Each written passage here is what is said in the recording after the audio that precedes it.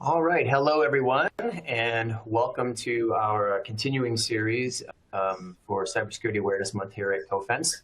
We're now in week 2 of our theme of fighting the fish, and very excited about the session today. In fact, we have a great webinar lined up for you with Tanya Dudley, one of our strategic advisors here at CoFence, and in particular with Diane Pacheco, the CISO, or Chief Information Security Officer at Jackson Labs.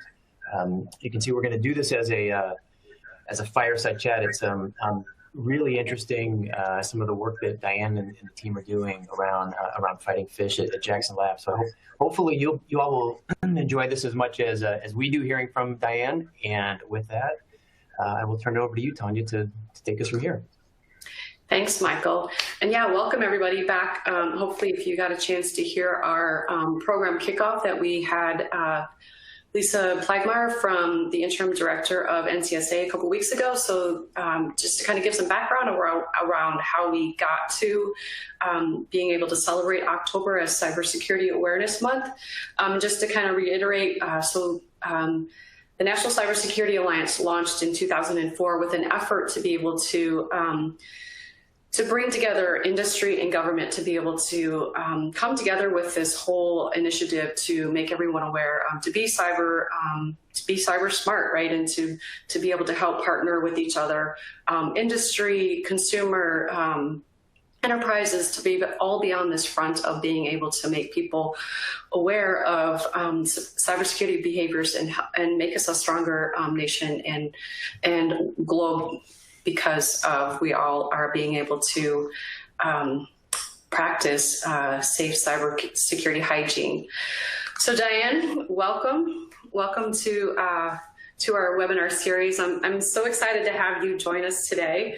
And I know that trying to get people's time in the month of October is a little difficult when it comes to Cybersecurity Awareness Month, because we all are working so hard at this. But can you just start off with kind of just telling us who Jackson Laboratory is and kind of a little bit about what you do? Sure. Thank you so much, Tanya, for having me. I'm really happy to share Jackson Laboratory's story about how we're fighting the fish. Jackson, I'll tell you a little bit about Jackson Laboratory to start with. We're a genetics research facility, really global at this stage of the game. We have a couple of campuses in Maine, Bar Harbor, Ellsworth, Augusta, one in Farmington, Connecticut, one in Sacramento, California, and one in Shanghai, China. And like many organizations, with the advent of COVID-19, many of our employees are now working remotely. And we have people around the globe, a lot in the United States. I want to say we're probably in about 35 of the 50 states. We're in the European Union and the Asia Pacific countries, so we have employees all over the world. And the things that we do at the Jackson Laboratory are really about studying diseases that affect humans. We do that in a couple of ways. We breed laboratory mice that have a genetic makeup very similar to humans. So when you study something in a mouse, you can translate it to human genetics. And we have thousands of mouse models that align with human diseases. We have a very large education department where we teach the world's scientists and budding scientists about genetics. We do that right down from grade school to grad students and postdocs, so online courses and hopefully someday in-person courses. I think they've started introducing those, nice. not as frequently, but they're there. And then we have our faculty, our researchers, that really are all about improving human health and causes and potential cures for diseases that are affecting humans. So from a security perspective, especially during COVID, we found ourselves as a big target. We were in the healthcare industry. We were in COVID research. We were in COVID testing. So these have been interesting and trying times for us. I'm glad you went there, because I was going to ask, how did the pandemic really kind of, not only that shift of probably remote work that many of your end users probably were not used to being able to have in that kind of environment, but then just maybe even being a target, right, because of the research that you're doing. So very, very interesting business. And it's great to hear that sounds like you also have a diverse workforce, right? So it's not a one size fits all with anything that you probably put together. So we're in week 2, which is my favorite theme of the 4 weeks that we're celebrating October, which is Fight the Phish. Originally, as Lisa and I talked about a couple weeks ago, originally when CISA brought us the topics, the first iteration was Fight the Phish. Don't just delete the thing, just delete the Phish. And so we all gasped and said, no. We have plenty of board members that said, no, deleting the Phish is not the thing to do. So, and I know you're a big proponent on reporting. So kind of just tell us a little bit about, as we get started, how do you celebrate the month? So I know as a former awareness person, like there were some orgs that I only got a day, some orgs get a week of the month. And then I had the fortunate ability to be able to have the full month to be able to celebrate and talk about awareness for the month of October. So tell us a little bit about kind of what you have been planning for this month. Okay, so I will say we are a month-long organization for celebrating cybersecurity, and we take full advantage of every minute of that month, and we have since I've been put in the security role. And we do it lots of different ways.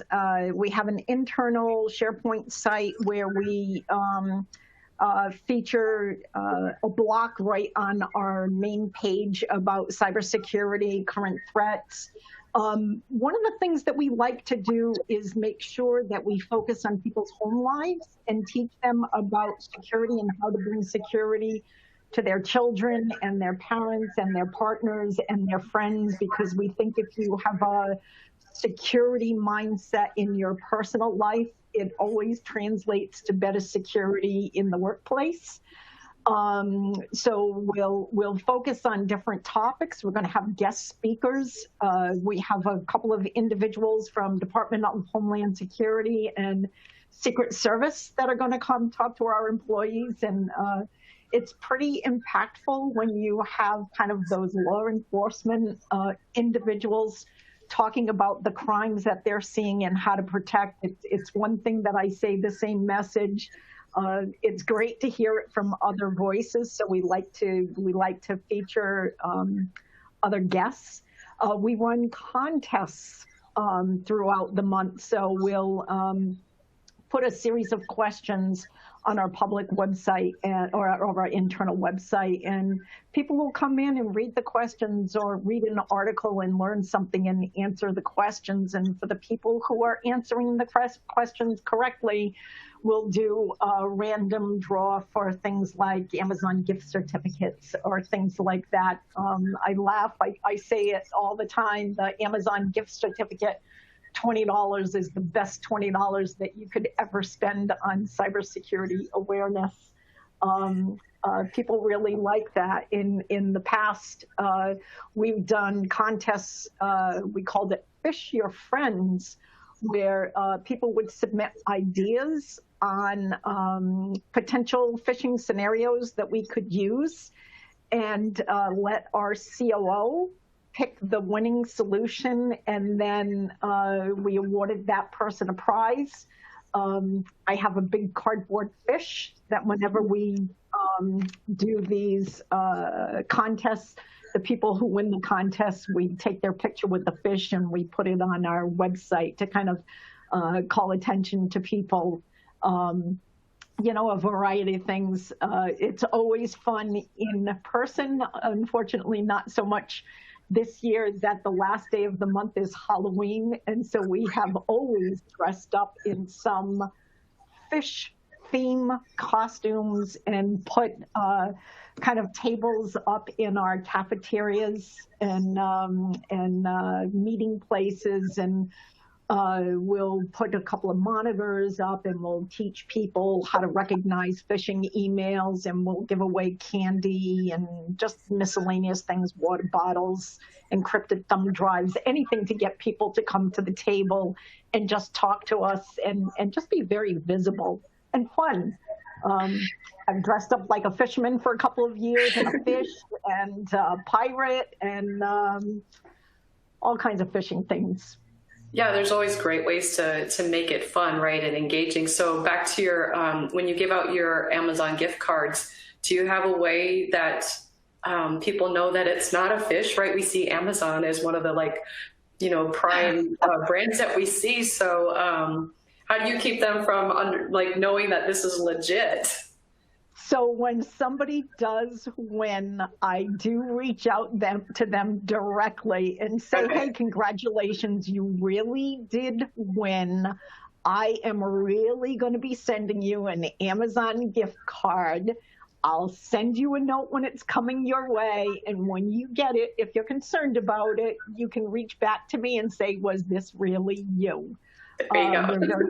We're very careful about that. And I want to make a comment about reporting, because I think your point is very important. We have spent a lot of time on elevating the importance of reporting. And when you look at organizations that are involved in COVID research, and people are busy, this is life health work that people are doing, and it's very easy to simply hit delete and make those messages disappear out of your inbox. But we've made a point to people that if you got that message, your peers probably also got that message. And if you recognize it as phishing, you could really help all of your peers, and you could help us by fighting kind of the crime that's behind the phish. Because that warning that you received a message helps us actually take action. It helps us block that potential phish message from getting to other employees.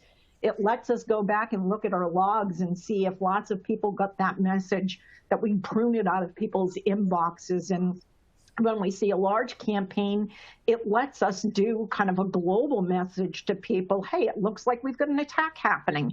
Please be super careful. This subject, this message, if you've interacted with it, contact the service desk immediately. It's very important, and I will tout our own horn a little bit here. Our reporting rates when we do simulations generally hover around the 60% rate. So I think people do get the message from us that reporting is critical. Yeah, for sure. I mean, when we look at behavior scientists, they really emphasize that the more you can tell somebody why they need to do something, the more likely they're going to engage with that, right? And understand that they do have value in this reporting process. And it's so important.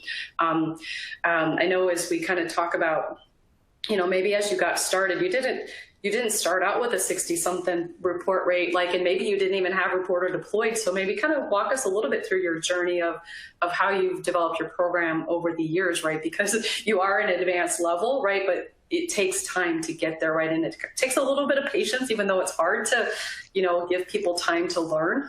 Maybe kind of walk us through that. Like any program, it wasn't without bumps. And I think that's the important thing to know. Things go smoothly and things don't.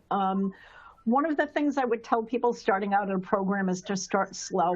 When we first started rolling out, we did start rolling out Reporter because we wanted people to be able to start reporting phish. We didn't even start out with simulations, just Reporter, and got people used to just hitting the button. And then once we got people used to hitting the button, and it probably took us maybe about 6 months to roll out Reporter organization-wide. We did it in smaller groups. We warned people, well, we didn't warn them. We welcomed them into our program. We told them what to expect. We dribbled it out, let them play, let them test, got them used to it, and then we started doing simulations all along, we did do one simulation a month, and we set the expectation with everybody.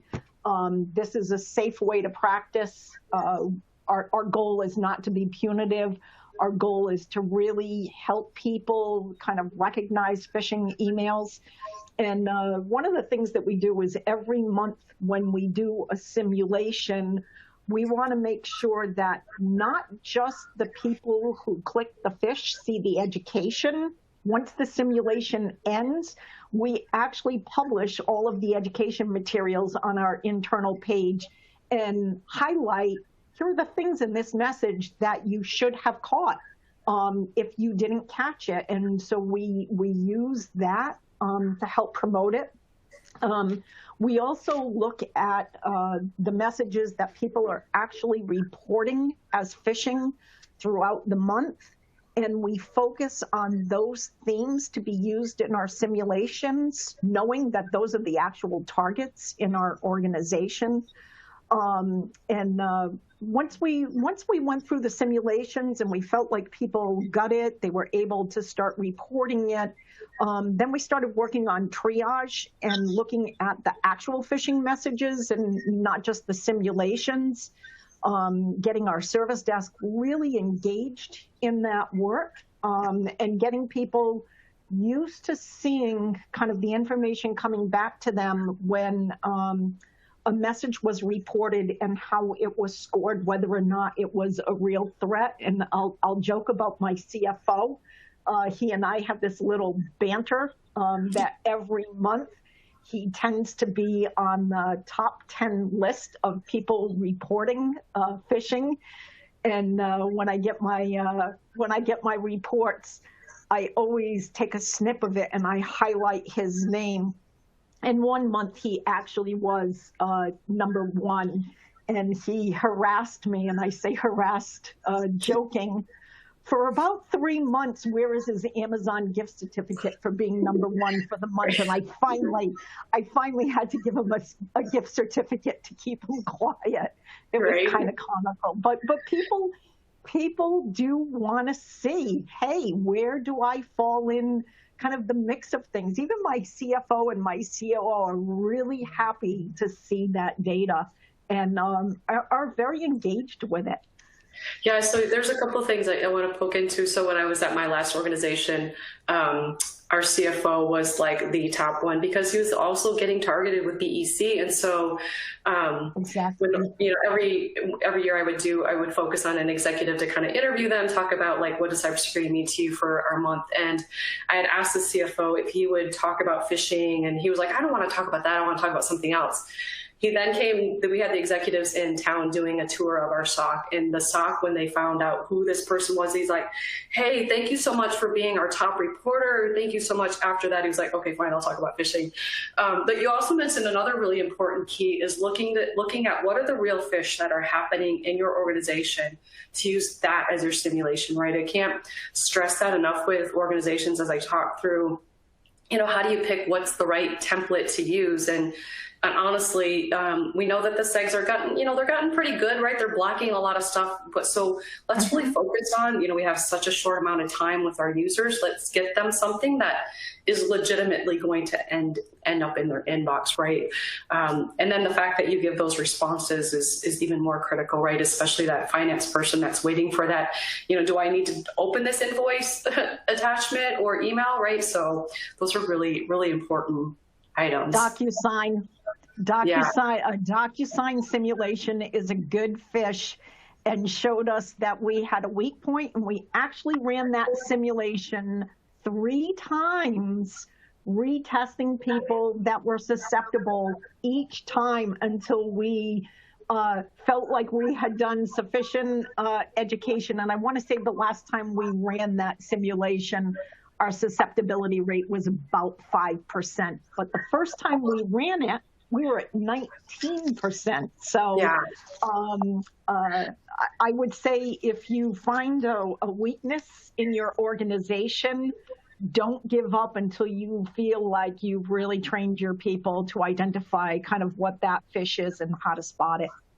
Yeah, and I have to say, the threat actors have gotten really good, right? They're using the legitimate DocuSign platform to send out phish, right? So I can understand why it's very frustrating for a user to understand, is this real or is this not? So it really comes down to, are you expecting something from that person? Did you, you kind of have to vet it a little bit harder, which unfortunately for the users, that's really what we're stuck with, having to, really take an extra minute to scrutinize, am I really supposed to be getting this email?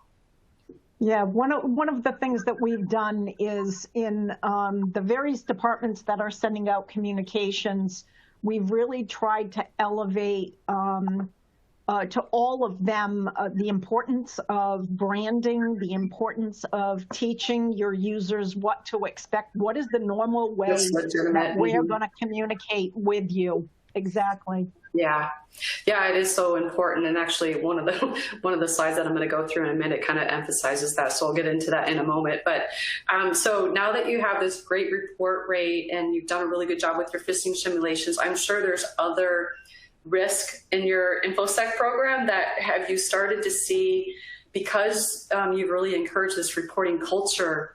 Are you seeing users like reaching out for other types of incidents, right? Like, do you see things getting reported as a result of having this great reporting culture? It's funny that you should say that, because I've started working with my legal department on some of the other risks that we're seeing. And our last phishing simulation, we combined our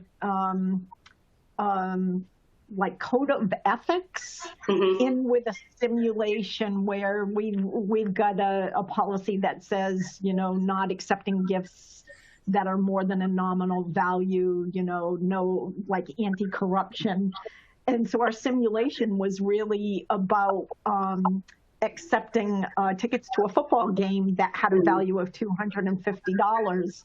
And our training combined, hey, that could have been a phish, but also there's another policy in play here. And so we're starting to combine kind of our phishing awareness with some of our other policies. We're in the middle of doing a major policy rewrite, and we'll be doing communication about updates to some of our policies, kind of really simplifying them and make them very clear for people to understand what their responsibilities are. But we'll find ways to test people through our awareness program. We're looking at things like changing the screensaver on people's desktops to be a security message.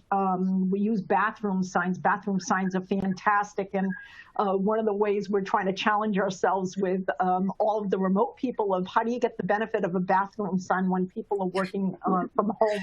I really want people to print it out and put it in their own bathroom so they have security reading. Well, you can make it that family message too, right? So that way their family can all understand why passwords are important, or whatever it is that you're trying to emphasize. Right.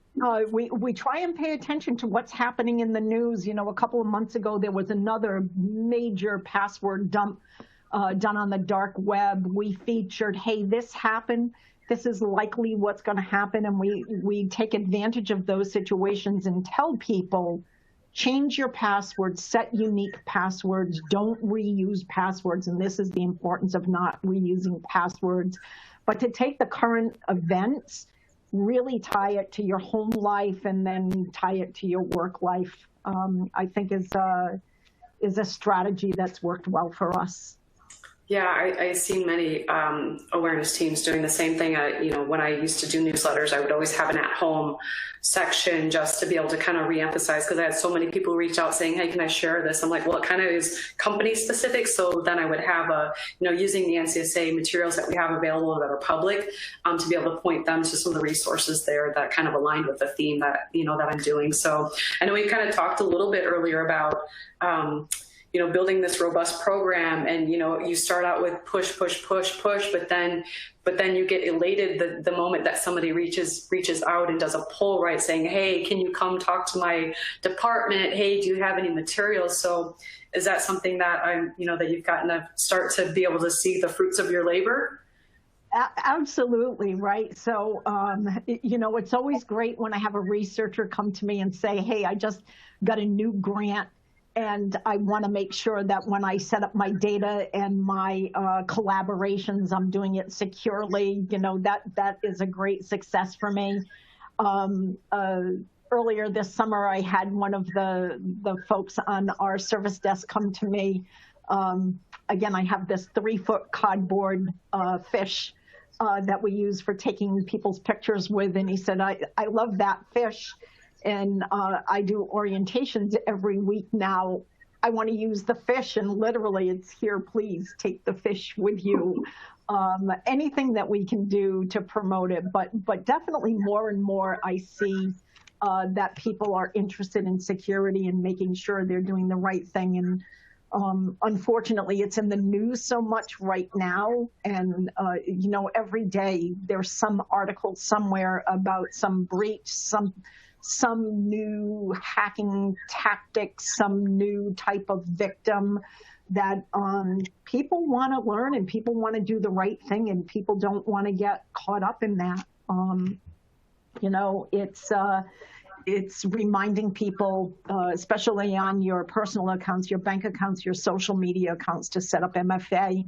And while people like the SMS text because it's super convenient for them, we're actually going to start a campaign reminding people that those text messages are not as secure as a secure app, and that they should be, MFA is great. It's better than no MFA.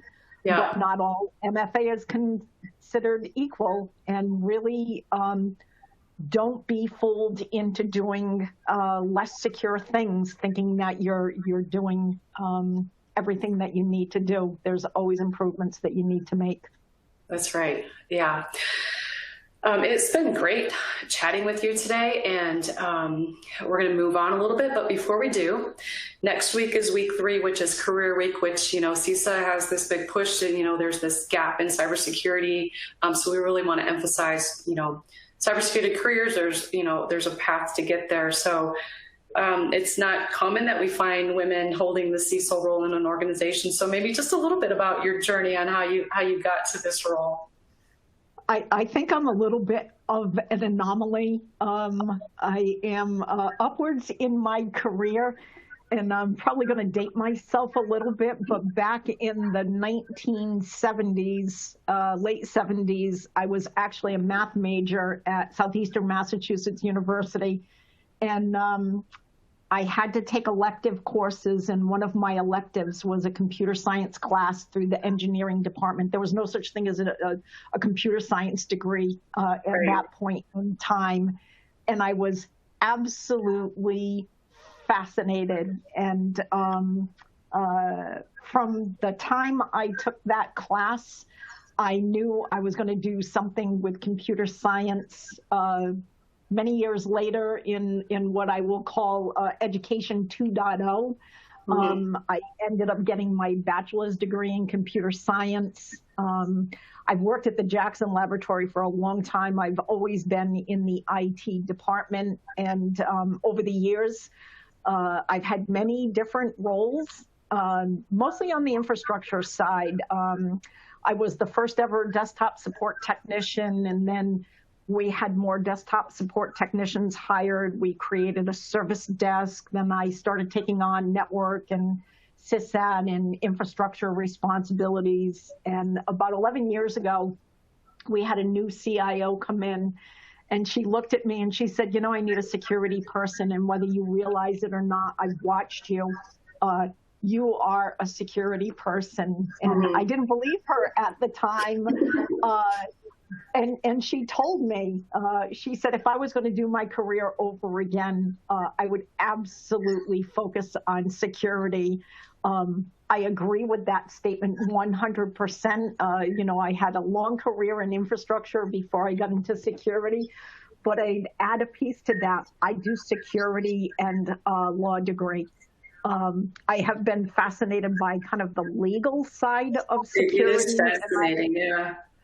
I have found that without understanding the law side, it's a little hard to do security completely. And so, a security person is born. Great. That's a great journey. And I know many people that will, want to talk about like, how do you get started? I've seen many in a lot of the Twitter chat that I follow, really getting started in IT basics, right? Because knowing the basics is really how you need to kind of move into cybersecurity, because you really do need that well-rounded understanding. And there's so many disciplines within cybersecurity, policies and governance and, leadership and technical. So there's just so many different facets about it. So just, finding, allow yourself to go through those different disciplines to figure out what it is that sparks that interest in you the most. I agree. You have to understand how systems work and the operating systems to really be successful in security. You don't go from zero to your CISO. There's right. There's a long journey there. That's right. I can hope that with technology being ingrained in our children today, that maybe that gives them a boost when it comes time for college. So, but again, thank you so much for your time. I really appreciate you joining us today and being willing to talk about your program, because it's great to hear how our customers are really leveraging phishing into their cybersecurity program. So I'm going to transition a little bit now and talk a little bit about CoFence. Because we are a phishing defense company. Rohit Balani and Aaron Higbee started this organization as PhishMe, with the PhishMe simulation platform. In the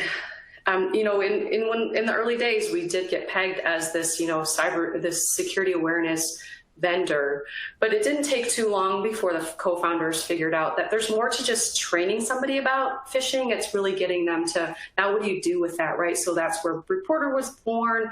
Now our users have gotten used to reporting. They're overwhelming our security operations team, which then led to triage.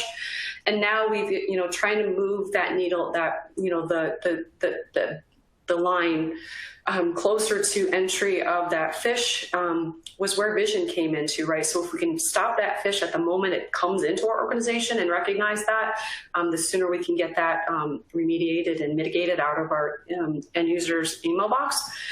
And then we have our phishing intelligence product, which it's a product itself. It has an API. It has ThreatHQ, a platform where you can do threat hunting and research if you're, trying to get ahead of the game. We have so many organizations that are doing proactive research now to try and stay ahead of threats that might be impacting their organization. But not only does that stand alone, it feeds into our other products. So we take those intelligence, what we see in our intelligence, and create templates in PhishMe. We create YAR rules and triage to be able to hunt for those, as well as then sending that into our vision product to auto-quarantine those messages at the moment they come in. And then with all of this, we have our phishing defense platform, which our Phishing Defense Center will manage those products on your behalf to be able to get quicker response, use that knowledge that we have across our customers to be able to help you defend even quicker. So having said that, our Phishing Defense Center, that gives us great insight into what we're seeing with some of our customers. And so when we look at all of the emails that get reported in, we see that 9% are malicious. And, even as Diane talked about, users are going to report stuff, even if it just kind of looks funny. And that's okay, because we want them to use more caution than to hesitate. So it's not surprising that we see about 9% of those being malicious in an organization that I was previously at.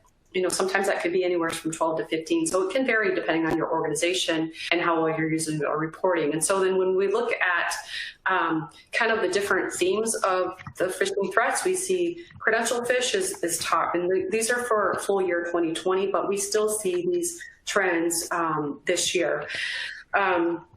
And then we see about 12% of those as containing malware or a link leading to malware. And then, as we talked a little bit about too, what are the themes that we're seeing threat actors use in finance? It's very common for for them to know your business process and to understand that if they want somebody to engage with that email, that they're going to use that that finance theme. And then BEC, business email compromise or CEO fraud in some regions.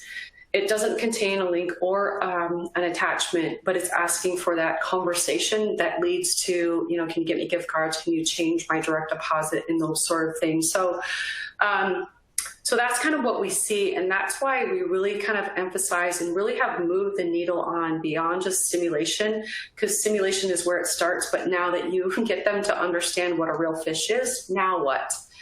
And so when we talk about Credential Fish, and we see that Microsoft is the top brand that is probably targeted the most in any of these messages. And as you can see on the screen, yeah, you can tell that the colors are a little bit off, but you know, to a user, this message might look very legitimate. And so it's not unlikely that that a user is going to click on that message. So, you know, we have to shift a little bit about our training beyond just looking at that email, right? That email looked very legitimate. It might actually contain a legitimate name that they recognize. And so they clicked on that link. But then when they click on that link, that's where we need users to really take a moment and stop and look at the URL. So now we kind of need to shift it a little bit, because looking at that URL, you can clearly see that it's not our organization. And as Diane kind of talked about, like getting people to understand what is legitimately used in your organization, so that when they get these, they can go, oh, that's not how we have our system set up. So this doesn't look right. So I'm going to go ahead and report that, you know, and then have them take that moment and pause. Should I be entering my credentials? If we have MFA enabled, I shouldn't need to enter my credentials. It should already recognize me and pop up. So just, you know, a few other things that we need to really poke into when it comes to Credential Fish. It is the top fish type of fish that we're seeing. And if you haven't simulated it, I know it's a little bit hard, but I would rather that you take the time and do the simulation to prepare your users than have to deal with an incident that might involve them giving out their real credentials. So again, focusing on that Credential Fish. So I know I had Diane talk a little bit about the journey that she took to get there. So if you're just getting started in your program, again, be patient. It takes time. In our research, we've seen that it can take up to 4 simulations before they actually get it, and sometimes more, right? If those fish if they're getting targeted with real fish, sometimes it can take a little bit longer. Announce your program. If you're just getting started, let your users know that you're going to be sending them a simulation. The reason why you're doing that, as Diane talked about, giving them that why really helps them understand, okay, this is to protect the organization, it's to protect me, I'm going to learn something from it myself. And also, as Diane talked about, what is really hitting your inboxes, right? It doesn't make any sense to spend time simulating something that's going to get blocked by your gateway anyways. Give them something that is legitimately real. And then it also helps when they kind of feel you know, I've had users, you know, in running my previous programs that felt really offended by that simulation that they got. But when you can, you know, show them, well, we built that simulation because it was something that we are seeing in our organization. It wasn't to target you. It's because we see it as something real. It really does help put them at ease and feel like, okay, you weren't targeting me. You know, you're not out to get me, that sort of thing. So it kind of, you know, helps ease that, as well as really preparing them for those real fish. And then set up a monthly playbook, right? And as Diane talked about, you know, sometimes you just got to keep reiterating that same thing over and over again until they get it, right? They need to hear it a few times before it sticks. So setting up that monthly playbook in the beginning is very critical. And then, you know, sending that follow-up saying, thank you for reporting. And then, you know, if there's somebody that continues to click, you know, repeat clickers, look at, again, something more than 3 clicks, because again, it can take up to 4 before they finally get it. And you also don't want them to feel offended, but give them, you know, 2 weeks after that simulation, look for those users that are continuously interacting with that message, and then give them just that group, give them a simulation that's similar to that one. So it's still fresh in their minds that they just got this fish. It looks familiar. Now I recognize this. I've been able to use this methodology in my previous programs, and it does help dramatically reduce that repeat clicker interaction. And then as you move along and you're advancing your program, then you want to be able to add in a new hire program. So as you're onboarding your users, as Diane talked about, making sure that they're aware that they're going to get those simulations, and then give them that simulation pretty early on into joining your organization, right? So that they are familiar with this is what a Phish looks like. And then be able to bring them into the rest of the organization. And then look for, do you have, same thing like Diane talked about, look for where you might have key high-value targets or functional groups in your organization that maybe they get real Phish more often, so they might need to get reminded either with announcements or doing more simulations.